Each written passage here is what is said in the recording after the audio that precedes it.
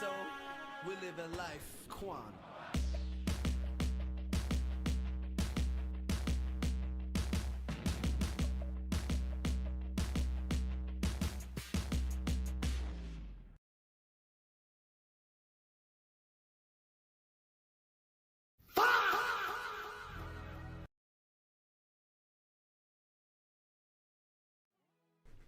Good morning, good morning, good morning. You are tuning into an episode of the Wonder Kid Morning Show live. What is good, everybody? Hopefully everyone had a wonderful night. Y'all know what happened yesterday. We're going to get into everything, bro. And like I said, let me go say good morning to the chat. First and foremost, to say good morning. First in the building, King Blaze. What up, bro? We in here, man. We are in here. Robbie Pate, good morning. What up? God made me 8. Yo, what up, what up, what up? Glad you're here with us. Use Delvon's in the building. Stacy, good morning. Always a pleasure to have you. Who else is in here? Who else is in here? Who else is in here? Ashley Royalty, a very pleasure to have you. How you doing? Money Mike, what up? Let me see. Michael Akins, what up?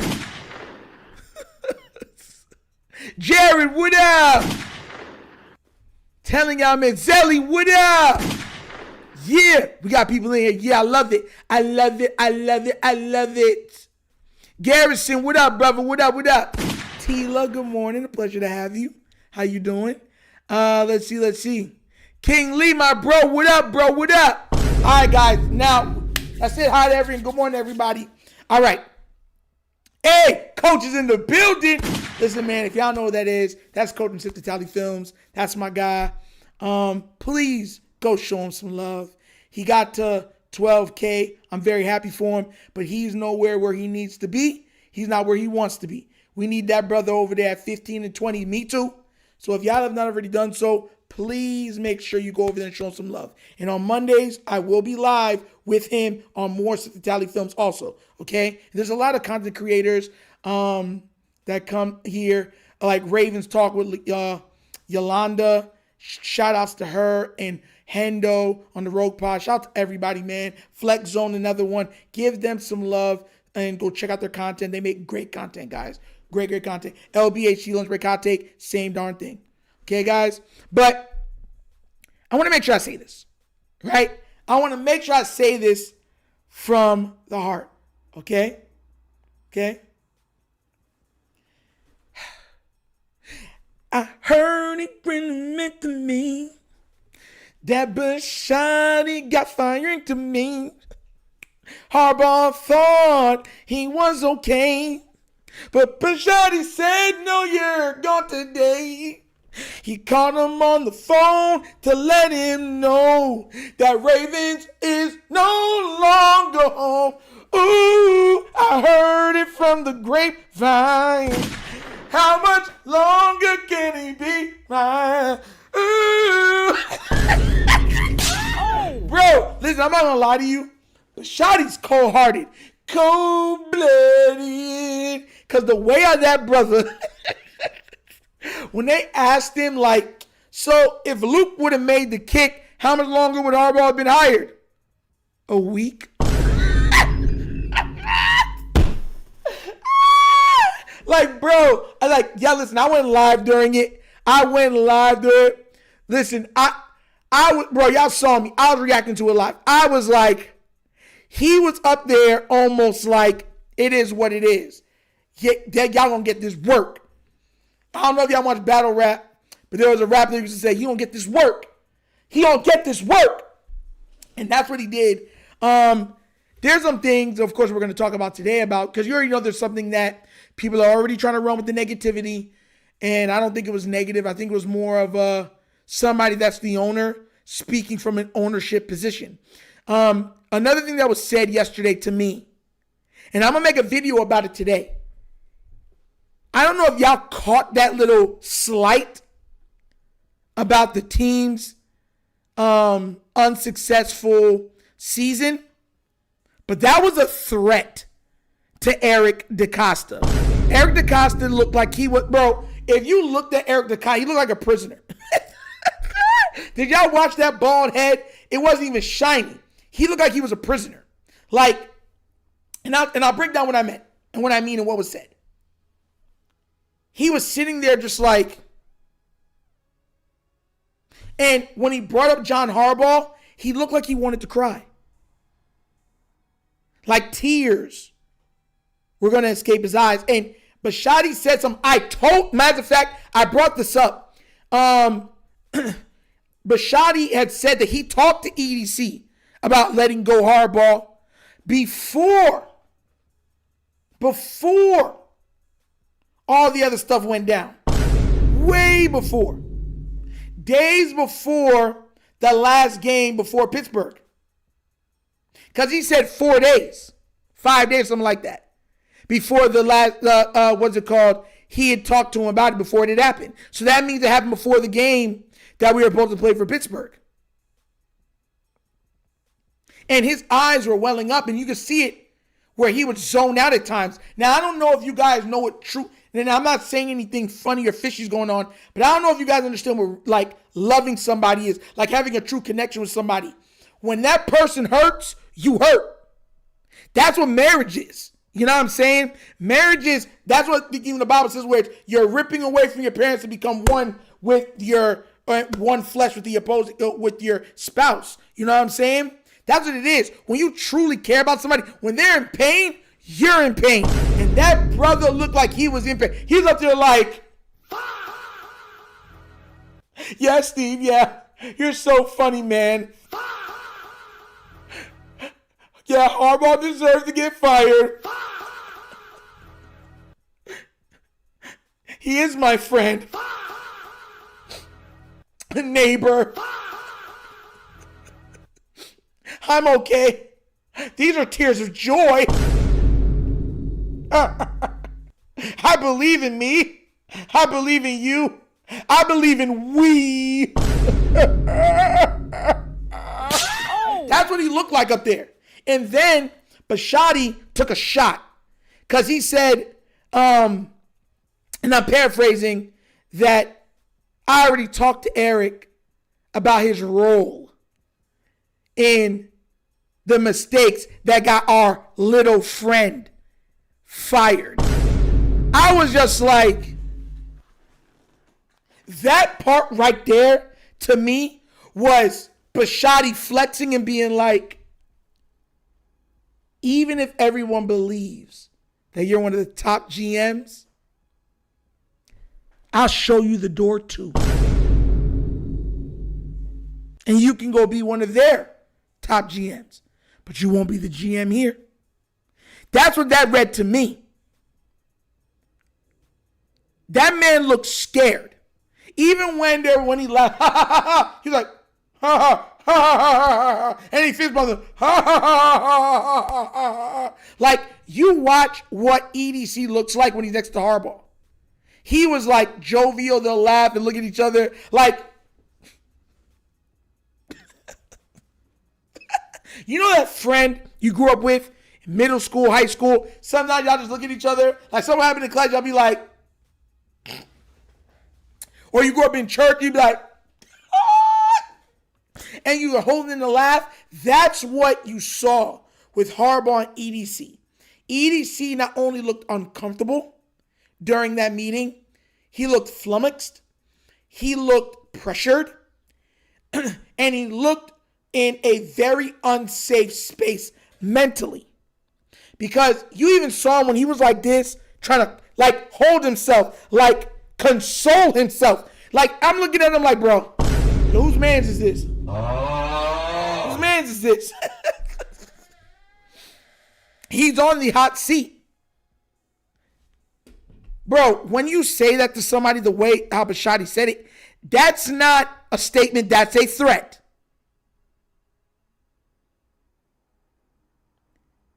Look at this. I think Eric's one of the best GMs in the league. I'm very, very pleased with Eric.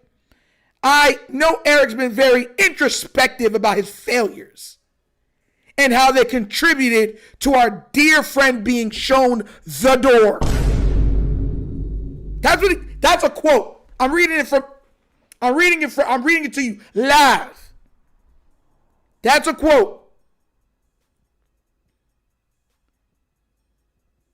That's a quote. This to me was more Bisciotti reminding everybody that he's a very nice guy. He's a very good guy. He's a very understanding guy. But there are limits to everything. And I think this was Steve Bisciotti drawing a line in the sand. Just like when you see those mafia movies. You come to me. I gave you a QB. I gave you the money to acquire the QB. I expected the merchandise to be delivered on time. I gave you over 2 years. Where's the respect in that? Where is the love in that? That man went 100% Godfather on that. And you can see from Bisciotti, from EDC, meaning Eric DaCosta, that he was not, bro. Yeah. Steve Corleone, bro. EDC was not in the mood, bro. Every smile looked forced. Every laugh sounded fraudulent. And I'm not saying that Steve Bisciotti is a bad guy. I'm not saying none of that. What I'm saying is that he flexed and let them know, like, look, I already know Lamar's him. Everybody in their right mind knows Lamar's him. We also got Derrick Henry, who is him. There's no excuses. Yes, Gary McCoy, the Mafia mob boss energy was on full display. Yup. And you know what he did to EDC when he fired Harbaugh? I gave him an offer he couldn't refuse. That man was sitting there and it's just like,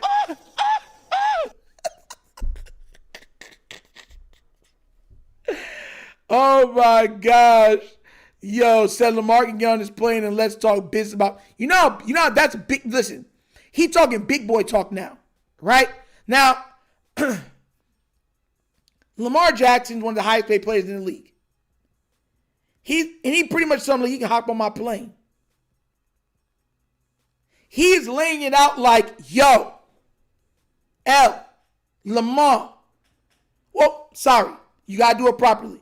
Lamar, you're like a son to me. I'll send the proper transportation for somebody of your stature should demand. And I expect for you to be there with me. I don't think we have a problem there, do we? That's what he's saying to Lamar. Now, Lamar, and I keep saying, if you ever meet him, he's one of the most chill, down-to-earth people you will ever meet. And I think Bisciotti talked on that. Lamar is not confrontational. I told y'all. Everything Bisciotti told y'all, I told you. But y'all didn't believe me, right? Because I'm not in the building all the time. But I told you that. Lamar's just, he floats back and he just observes. That's Lamar's energy. The only time, like I told you this, the only time that I saw Lamar get super serious, and if you don't believe me, Ing Raven, that's my guy too. Go ask him if you think I'm lying, right? Is when you bring up the Super Bowl. His eyes will flicker like you're rebooting a computer. Like,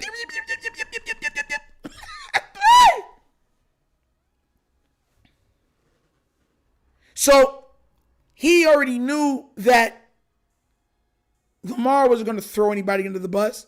Lamar puts himself in front of the bus before anybody else. That's why everybody respects him. He's never been a vocal leader, but he puts himself out in front before anybody else gets there. He blames himself. If we win, it's we. When we lose, it's me. That's literally the epitome of Lamar Jackson. And Steve Bisciotti knows that. So what did he do? He got his, you know what I'm saying? he put he quieted all of the lies. Because he said, look, Lamar came to me, he's like, they're saying I got a problem with Monken. I don't got a problem with Monken. They're saying I got a problem with Harbs. I don't got a problem with Harbs. And what he said after he said that? Lamar's not a confrontational person.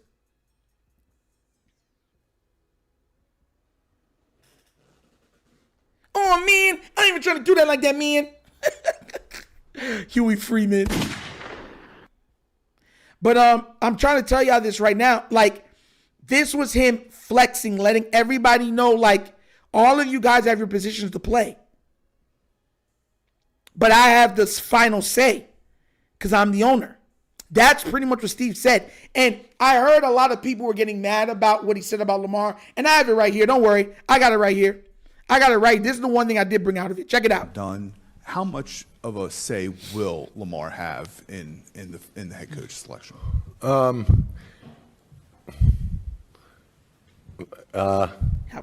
Gather his thoughts. A lot of say, but he has no power. I have the power. They have opinions, and I want them all. I care about my players very much, but I can't give them power. Done. And guys, I want you to understand this, where he's coming from when he says that. I'm not defending everything he does. I'm just speaking just into the ether. When you're the owner of something, here goes the foolishness. When you're the owner of something, right, and you're paying these people's wages, you can never have them feeling, regardless of how much you love them, regardless of how much you care about them, regardless of how much you're respectful of them and you're adulatory to everything that they've achieved, you can never let them see or feel that they are on your level as the owner. It does not work like that. If you ever start a business, right, and let's say you have a star, you ever watch Barbershop? You remember that scene with Isaac? And Isaac started off, you know what I'm saying, going through all of the hazing that a new barber goes through, but he became the star of the barbershop. Everybody's like, yo, put an eye in the back of my head. And he's bringing in a whole bunch of customers and everything else. But you know what did Calvin say to Isaac? Listen, I get it. You're feeling yourself. But this is my shop.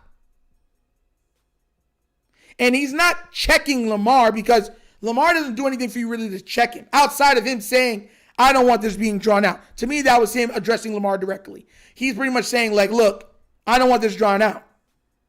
We need this contract done now, please. That's him talking to Lamar Jackson directly. This wasn't direct. This was pretty much just him letting everybody know, like, Lamar's amazing. I love working with him. Everybody here loves Lamar. But he's the quarterback. And even if he has ideas and understand, I have to respect that because he's my quarterback. But at the end of the day, it's my word that has to say if this man gets hired. Because my name is on those checks. There's a difference. There's a difference. People don't understand that. People don't understand that there's a difference in level to that. And another thing Bisciotti made known in this is that he doesn't plan on being here for another 10 years. He wants it now. And he doesn't, and what I caught from that is he doesn't want one title. He wants multiple Super Bowls. He wants like 2 of them things so he can go off into the sunset. That's what he wants to do. Hey, whoa. Raven C, my guys in here. If y'all don't know what that is, that's Raven C from Raven C, of course, podcast. Please give him a look out and shout out. Great show. He does a lot of work and stuff like that. I didn't see Yolanda. Where Yolanda at? I didn't even see Yolanda checking. Where did Yolanda? I see you, Yolanda. I just brought you up earlier, Yolanda. I was telling everybody to go check out your channel. Not just yours, but also Hendo from the Rogue Pod. I know you guys have separate channels, but you guys do, streams together. But I told everyone to just give you some love and some shout out and go over there and check out your content. I thought and think you have great content. So thanks for being here, Yolanda. I literally just brought you up earlier and I'm now seeing you in here. Good morning. But yeah, so, and Flex, I brought you up earlier too. But these are the things that have to be discussed because that's how a pyramid works. There's one head, everything else falls in line. Everybody else has their job. Everybody else has what they're supposed to do, their responsibilities. This was, to me, EDC reaching out to Lamar, letting them know, like, look, you're the man. We all know that you're the man. These are the responsibilities of the man. Come be the man. You know what I'm saying? And I think Lamar Jackson is going to walk in there and just I think he's going to take hold and just do what he needs to do. I really believe so. That's just the type of person that I've grown accustomed. And mind you, I met him 3 times. 3 different times I got to talk to this dude. I'm just being real with y'all, man. That's what I get from him. I think that's just what he wants. He wants his voice to be heard. I think he wants to have a say in what goes on. I think he wants to be respected because, once again, the man's a 2-time MVP. Everything he's got, he's had to get it out of the mud. Nothing was ever given to Lamar Jackson. Nothing. Everything from being an all-pro, being a Pro Bowler, being an MVP, leading the league in passing touchdowns, having 2 of the greatest quarterback seasons in NFL history. He's had to get that out of the mud. So I think that he's going to respond, and I think he's going to do everything that I think he's going to do. Believe that all of us, I come to expect greatness from Lamar Jackson, and I think he's just going to deliver. I think he's going to be up there. I think he's going to go to Baltimore, be at those stuff. I think he's going to probably get that deal done probably by next month, March the latest. And and we're looking at this saying, okay, we got another run at this. Let's go get it. The AFC North is wide open. Wide open. So it's time for us to take, as much hold of it as possible, as quickly as possible, and let's go right off into the sunset. And I'm just being real. Listen, man, I read things a little differently than people. That's just the way I get down. But when I read that, that's what I got from Lamar. That's exactly what I got from Lamar. From Bisciotti, sorry. About Lamar. You know what I'm saying? And I've said this plenty of times. I hope that everybody gets an opportunity to talk to him for even a half an hour. I'm telling you, you would understand why people like him as much as they like him. Steve seems straightforward on the service, but I feel there's some subliminals towards EDC. That's exactly what I said, Donovan Carter. When it came to EDC, this was Steve in the nicest way possible, letting everybody know, saying, I respect Eric DeCosta. I like Eric DeCosta. I believe that Eric DeCosta is one of the best, but he better shape up. There's expectations. And if expectations are not met, people got to go. That's, to me, what Steve Bisciotti did. He, in the nicest, most professional way possible. That's what that man went up there and did. I told y'all, I read that as a threat to EDC. Listen, once again, how would you read this? And I want y'all to be totally transparent. I'm not trying to dwell on it, but I'm being real. This is a quote. I think Eric's one of the best GMs in the league. ...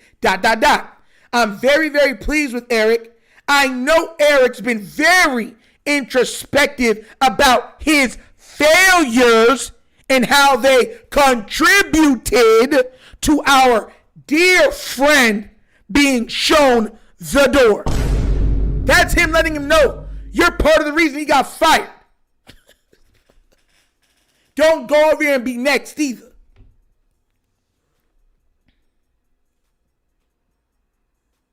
And Steve Bisciotti, a couple years back, stated that he wanted pass rushers, and they didn't get pass rushers.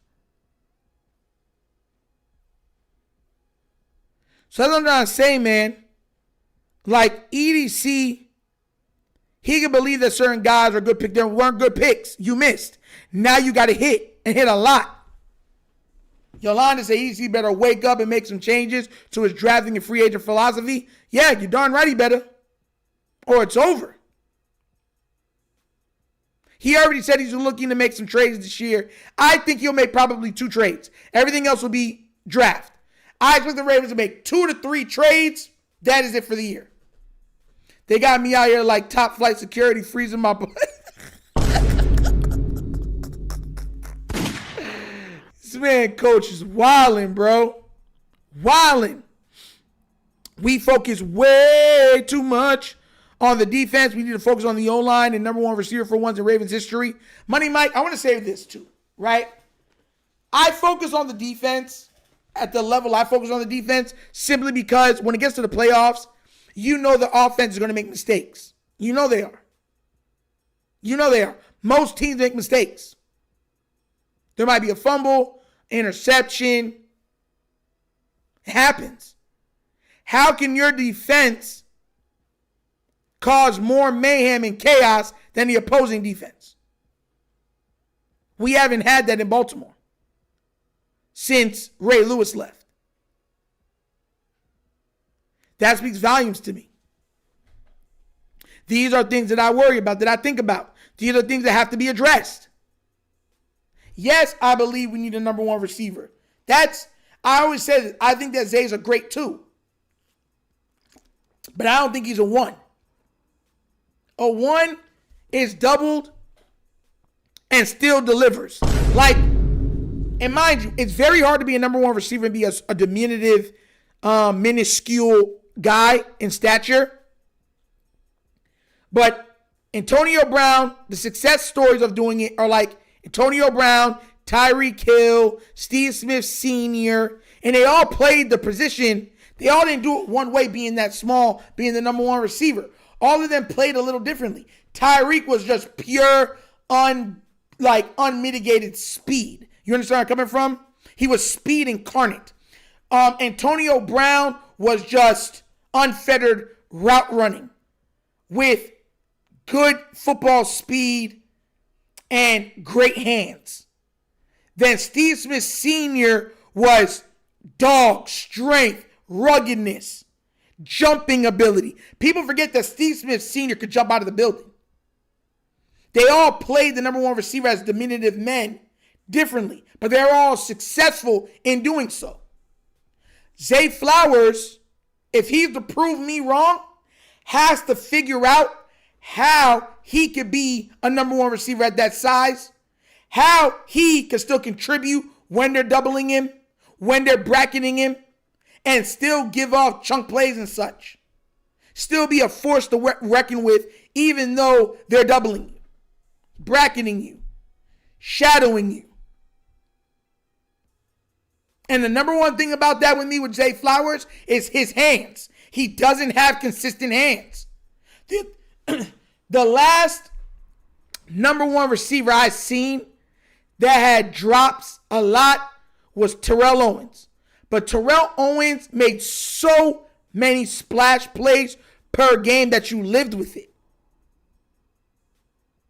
And he could go across the middle and still hold onto the ball.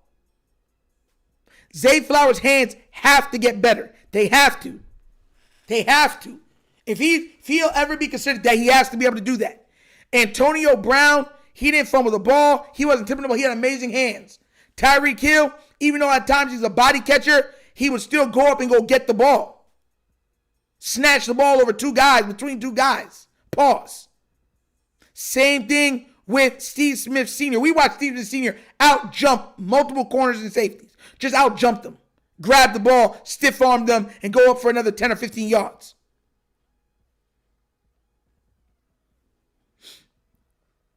I'm just being real. I would love Crosby. I think Crosby would be an amazing addition to the Baltimore Ravens with a Mike Green, KVN, Travis Jones. I think that frees up a lot of guys, and guys are going to start getting after the quarterback. We don't need blitzes. We need to be able to get to the quarterback with 4. Consistently with 4. If you're able to get to the quarterback with 4, everybody else, you can really disguise coverages, blanket guys, zone guys off. You know what I'm saying? Like, you can get real creative on the back end. Pause. So that's why I'm saying that should be paramount for EDC this year. Like, pass rush trenches. You need another interior pass rusher. You cannot say, oh, well, Matt BK might come back. Most likely he's not coming back. Y'all won't even talk about it. So you have to act like he's not here. So if you have an opportunity to draft one of the best D tackles in the game, who's a pass rusher, can get up the field, draft him.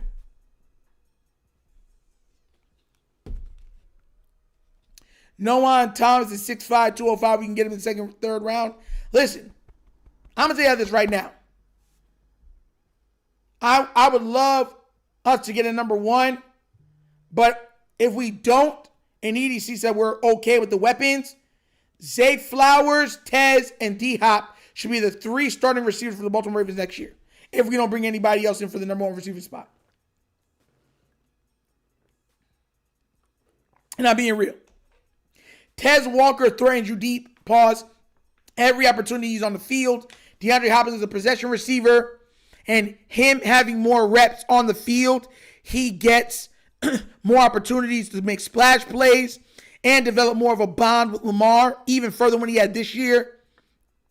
So in crunch time position opportunities, they understand each other. They're not wondering what the other's thinking about. They know what each other's thinking about. You know what I mean? Isaiah Likely. To me, if we're not getting any more weapons, the 4 top weapons on this team in the receiving game should be Isaiah Likely, Zay Flowers, Tez Walker, DeAndre Hopkins. That's how it is. Bateman should not be a top 3 receiver on this team. I'm sorry. He got paid. I'm happy for him. He got his generational wealth. No. Those should be the top 4 receivers on this team. Mark Andrews, get him out of here. Keep Kolar. Kolar and Likely, you keep them trademark. Package in Bateman. Move off from them guys. Thank you, God's favorite. That's exactly what should happen. And I think Coach has been saying, Coach was huge. Pause on Tez Walker. He was huge on him. So I know that he wants to see more of Tez also. That's being real. Listen. Roger, a.k.a. Flex Zone. I know a lot of people saying Likely might not be back. We need him back. The plays he can make in space with a creative offensive coordinator, you're going to see a whole different Isaiah Likely. Another thing, too, re-signing Isaiah Likely takes him away from your opposition. It doesn't allow the Chiefs to get a hold of him. It doesn't allow the Bills to get a hold of him. The Bengals to get a hold of him. You don't want them to get a hold of Isaiah Likely. I'm telling you, you don't. IORS, what up, what up, what up? JR, what up, what up? Because, listen, if EDC, and I'm going to be real with you, if EDC fixed the O-line, fixed the D-line, I'm not going to complain as much about the weapons. I still want a number 1 receiver, of course, if we get one, but I'm not like falling over a chair crying anymore. I would say, okay, we can get one the next year. If Zay is still not saying he's the number 1. But if we don't get no more weapons, it should be Isaiah Likely, Zay Flowers, Tez,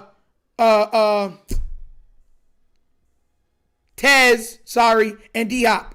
Those would be your 4 top, that should be your 4 top receiving threats. Bateman and Tylen, you could package Bateman to get him out of here. Tylen should be, you know what I'm saying, your 4th receiver or 3rd receiver on the depth chart. Boom. You have Webster, so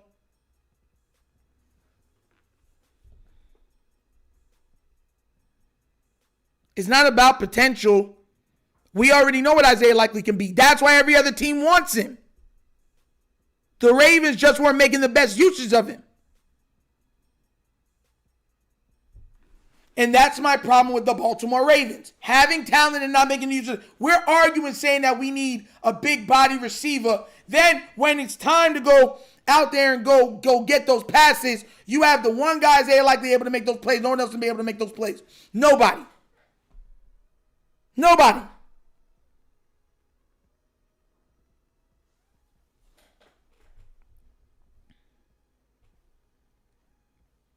Pitts is going to be expensive. If you're going to sign Likely, you can't get Pitts. I think you could draft another tight end. Remember when we had Vivasek? I thought he was a great tight end also. But yeah, Likely, Kolar, go get one from the draft and you're good. That's more than ample enough for a tight end room. With that tight end room, at least one of them are going to be a Pro Bowler. Maybe all pro. We need a number one badly. The weapons we have won't get us over the hump. They fold time after time. Time after time. When you go, I'll get less and I'll be waiting. Time after time. They fail us time after time. They fumble time after time. They tip the ball time after time. They drop passes time after time. Time after time. Oh my God. Yes, Mark should have never been resigned at the beginning. Should have never been resigned. The stupidest move I've ever seen a team make. Ever. Like, that shows that you're signing off of feelings and not off of facts. It's totally emotional when it comes to you.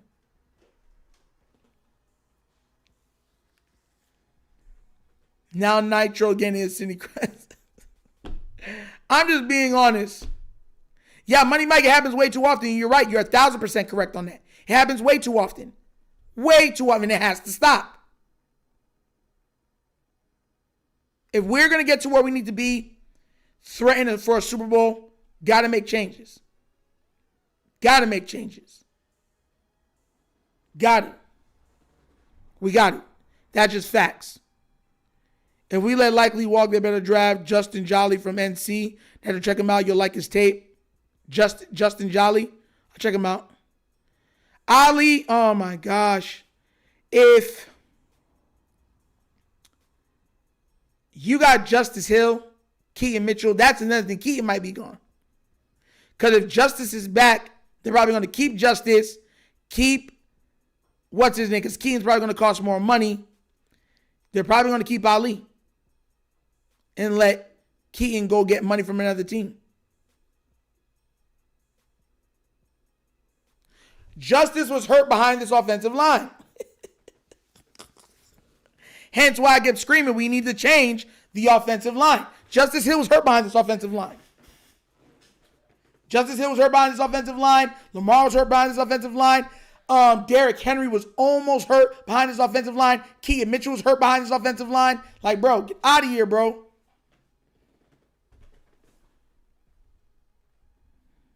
Yeah, Justice Hill was on IR. He got hurt behind the O-line. SWFPI, yeah, I would love, listen, all these guys, let Harbaugh go get them. And I finally understand how garbage they are, some of them, and then he'll get them fired. Just like Greg Roman. Greg Roman, if y'all don't know, was fired from the Chargers. 2 seasons. Fired. How long was he on the Ravens for? How long were they telling us that it's Greg Roman or the highway? It's nasty work. Nasty work. If Harb goes to Miami, send Andrews to warm weather where his hands will work. Facts. Andrews will probably be a better player down there.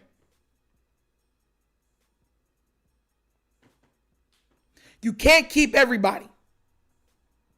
You can't keep everybody. I think Keaton's going to be gone. I told it, listen, I think that Harbaugh was going to take a New York job. I thought that he was going to wait to see if the Bills lost, because if they lost, they were going to get rid of what's-his-name, their coach. But I told y'all, I felt that they were going to stay, he was going to stay somewhere up north, close to Baltimore. New York is not far from Baltimore.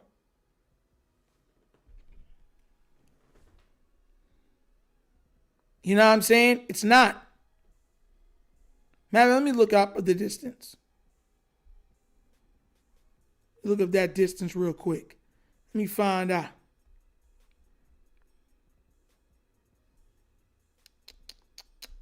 Distance.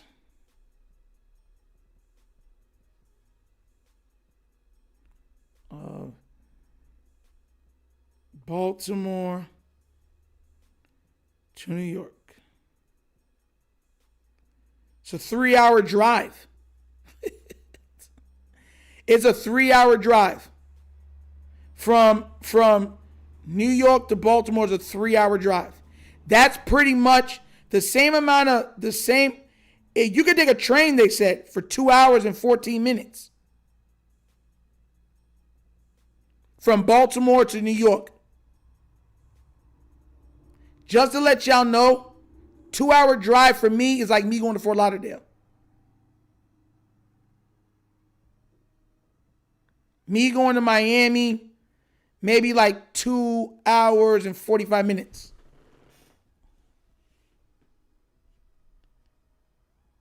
It's a 45-minute flight. Yeah. Listen, guys, he's a coach. I keep trying to tell y'all this, right? He's been in Baltimore for over 18 years. You don't think he's comfortable? You don't think he calls that home? Think about it.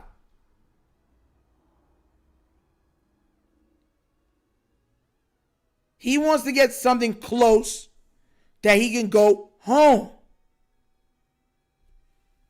When it's time to leave, 45 minutes away in a flight, bam, he's home. 45 minutes in a lot, through a flight, bro, that's a hop and a skip away. Bing, bing, boom, boom, home. Hey, babe, I missed you. Oh, the New York weather, it's just not home.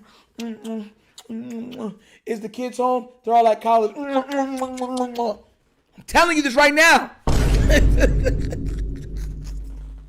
Telling you, man, that man, for his woman, he on hop, skip, and jump away to get back home. I'm dead. He on me on the phone call with his wife talking about some, I'm coming home. Tell the kids to leave the home. I haven't seen you for so many days. I'm coming home not to play. That man's going home.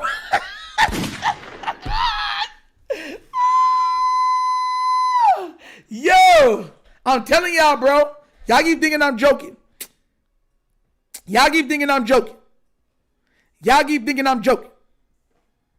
Dead serious with you. Telling y'all, man, tonight you gotta go home. New York gets cold. I'm telling you. When it gets cold sometimes, you get them old, lonely. Listen, he gonna be with his coaches. His wife gonna be back in the house. All her friends, her cliques and everything are there. That's another reason I'm trying to say he's gonna pick more something closer to his family. As I always thought he was gonna. Now, if he ends up somewhere else, I'll be very surprised. I could be wrong. But I always thought that he's gonna end up somewhere close to Maryland. New York's not that far. Where else up there is not that far?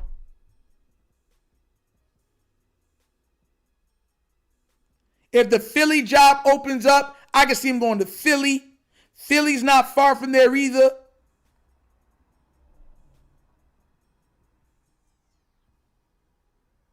Just being real. Be more cold too. Yes, but not New York cold. There are parts of New York that turn into a frozen tundra. It's not even cold, it's freezing weather. You spit and it freeze. Telling y'all, man, Atlanta's warm.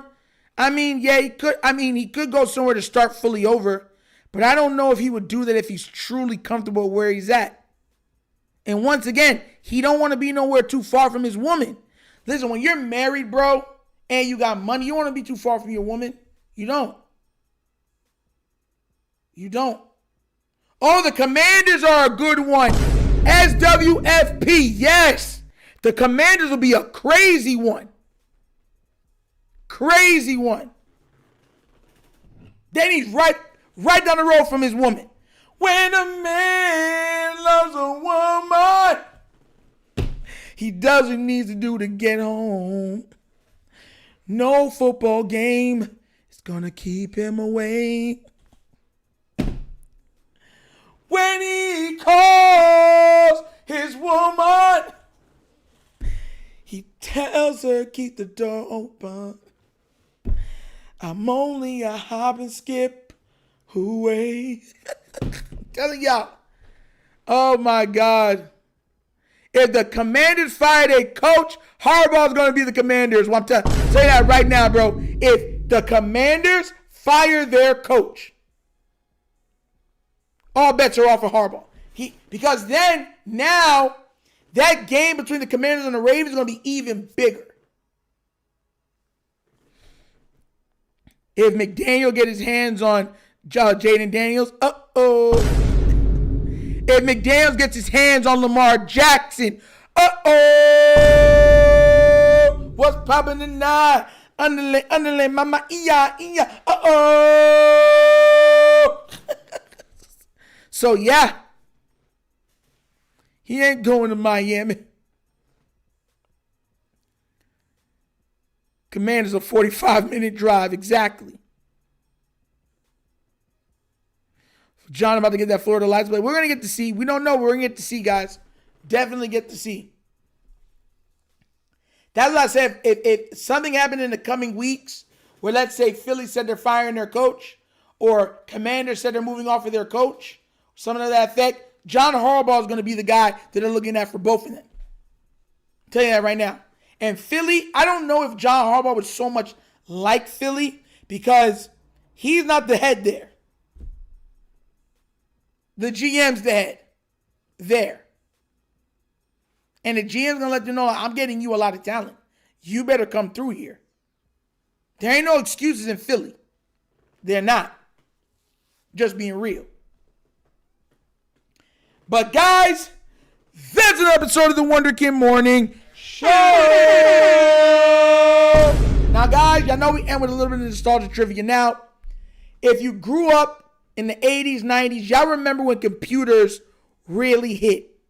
When Windows 95 came out, Windows 98, the first PS1, when CDs and computers were just in their infancy, but they were hitting like crack. You know what I mean? And everybody was trying to find a way to get on the internet. Everyone was using different things. My house, we had Juno. You had America Online, AOL. You had so many different, you know what I'm saying, internet services for dial-up. You know what I mean? But also back during that time, we used to love cereal. And you know, cereal used to give away some of the craziest things in the box. And there was a toy. Notice I'm going like this. During that time, when computers started booming, we started getting computer products as toys from cereal boxes. Now, there was a certain game that came in one of these cereal boxes. I'm asking you guys right now. I mean, it kind of was a play off of Doom. What game and what box of cereal was it? Here's a good one, because I know some of y'all had it and know what it is. I did. This was the best cereal toy I've ever gotten in my life.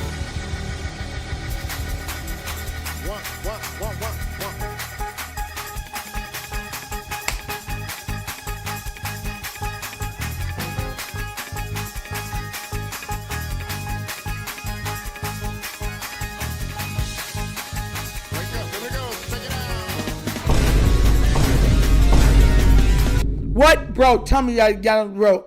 Oh my God, y'all having that much problem with this? Okay, I'll give y'all something else. There was a CD that came in a box of cereal that was a video game. This video game was huge. It wasn't the only one, but this was probably the biggest one. It was based off of a cereal version of Doom. Which game and what box of cereal was it? Dr. Kush said you're clueless. I remember the Fruit Loop spoon. King Lee, I remember those. I never got a Fruit Loop spoon. My friends did, but I never got one. I remember the 3D glasses, Tila. Nah, it's not that. Come on, guys. I knew this one was going to be hard. Cinnamon Toast Crunch. It's not Cinnamon Toast Crunch. Every kid ate this box of cereal at least once. Yes! Descendo! The box. Yes! King Blitz! Yes! Chex Quest. Y'all tell me, y'all.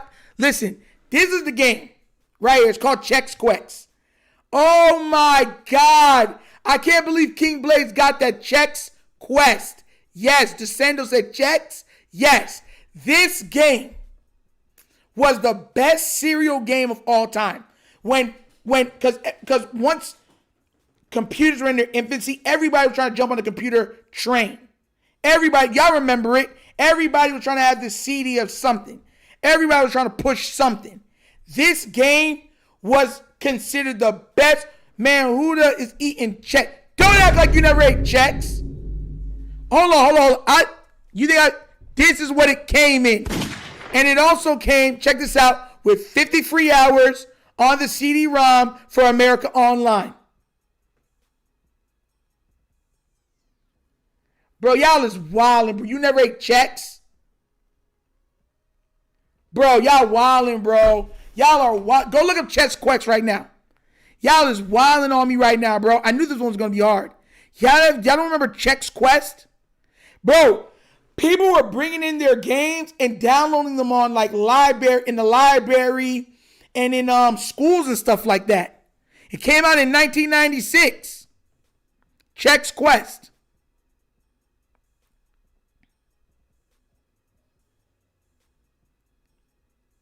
It was a first-person shooter on the Doom platform.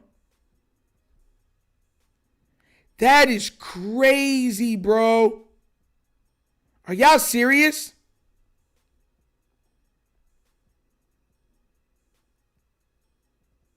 Chex Quest was crazy, bro. I'm surprised. Like, if y'all look up Chex Quest, y'all would be like, oh, wow, it was actually really popular. It was super popular. They redid it like 3 times. Yo, this man said your parents must have been real tough on you. I got my butt beat, but I ain't never been forced to eat Chex. Nah, you know what cereal that I hated that we had to eat? King Vitamin. I don't know if y'all were ever King Vitamin cereal. Oh my God, I hated that cereal. King Vitamin was the cereal. Chex wasn't bad because sometimes we would get like frosted Chex and certain stuff like that. Chex wasn't bad. I be saying that I was making wedding plans in 1996. Okay. I can't believe y'all didn't know that, bro. Wow, unlock the childhood core memory. Bro, Chex Quest was huge, bro. If you go right now on your Google and look it up, it was big.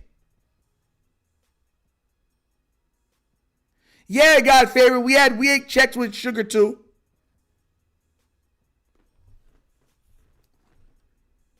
Chex with sugar, we good. Yeah, I'm trying to say, bro. JR said I was born in 97. You don't remember that? Bro, I can't believe you don't remember that. How popular that game was, bro. Like, that was a very popular game.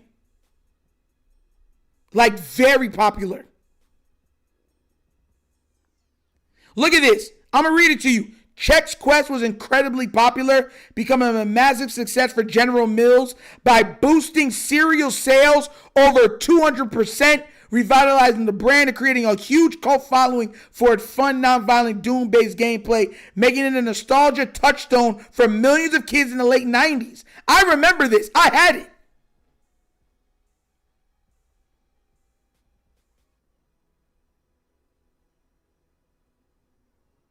It was a promotional game inside of a box.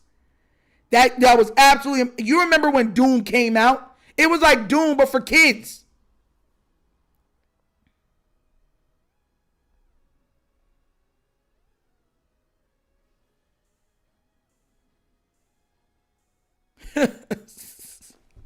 It's nasty work, bro. We ate Golden Grahams, Cinnamon Toast Crunch, Frosted Flakes, Reese's Puffs, Never No Checks.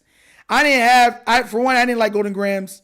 Cinnamon Toast Crunch is probably overall the best cereal of all time. My favorite cereal has been for a long time Captain Crunch. Either Captain Crunch Berry or Oops All Berries or Peanut Butter Crunch. Peanut Butter Crunch is my overall favorite cereal of all time. But Cinnamon Toast Crunch to me is the best. If I had to pick 3 of my top cereals right now off the top of my head, Frosted Flakes, peanut butter, Captain Crunch, and then there's a tie between Oops All Berries and Cinnamon Toast Crunch. Those would probably be my tops.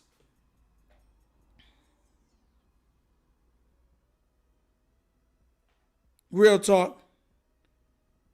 That's real. I can't believe y'all don't remember this, bro. That is crazy. Y'all, that is crazy. Y'all don't remember that game. That game was uberly popular. That's like being born in the 90s or born in the 80s and not knowing what Pogs is. Like that's how popular this game got. This game was more popular than Pogs. Do y'all know what Pogs is at least? I never liked Cookie Crisp. It tastes like stale cookies. I never liked Cookie Crisp. It wasn't crispy to me. The cookies weren't crispy. They were like stale cookies.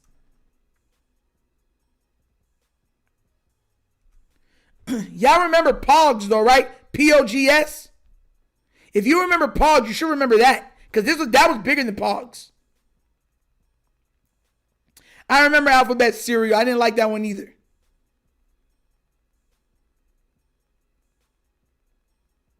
Yeah, Cinnamon Toast Crunch is still fire, bro. You can't miss with Cinnamon Toast Crunch. Cinnamon Toast Crunch is that cereal that is probably that, and Frosted Flakes is pretty much good across the board for everybody. French toast cereal was fire. French toast, we used to have that in school. Yeah, I used to eat that with chocolate milk. That junk was fire.